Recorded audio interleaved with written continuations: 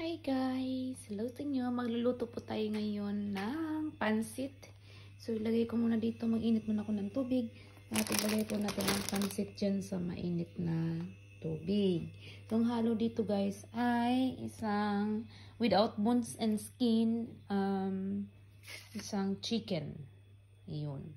So, yan na guys. Nilagay ko na po yung noodle dyan sa mainit na tubig. Yan guys, nilagay na po natin sibuyas at saka bawang. So then, ilagay na po natin ang chicken.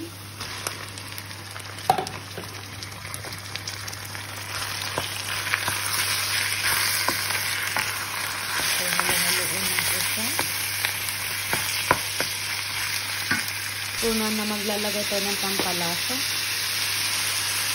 At mga iba't-ibang klaseng mga herbs. Ilalagay natin dito. Yun guys, nalagay ko na po yung pansit dito. Okay, yun lang po natin siya na ano natin yung heater.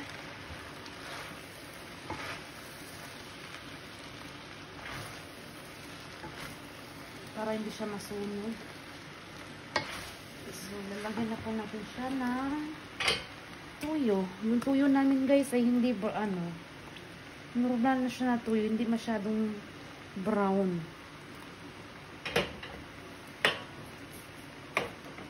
So, lagyan natin ng mga pang herbs. Ibang mga quarter.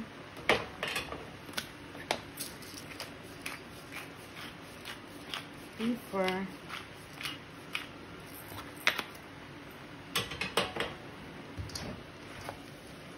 Okay lang po natin.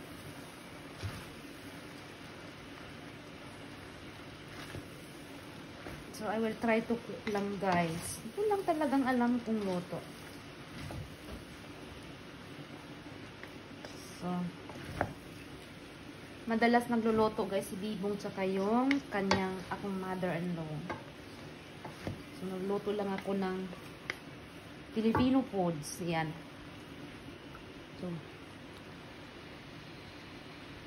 So, yan na guys. Ready to eat na. Tapos na siya. Yun. So, ayan na po mga guys. Pwede na po tayong kumain. Ayan. So, medyo maputla kasi yung tuyo namin ay hindi tuyo. Ano pala yun? Yung parang patis. Hindi ko nakabili ng tuyo. Ayan guys, and see you next reel or next vlog. Bye-bye.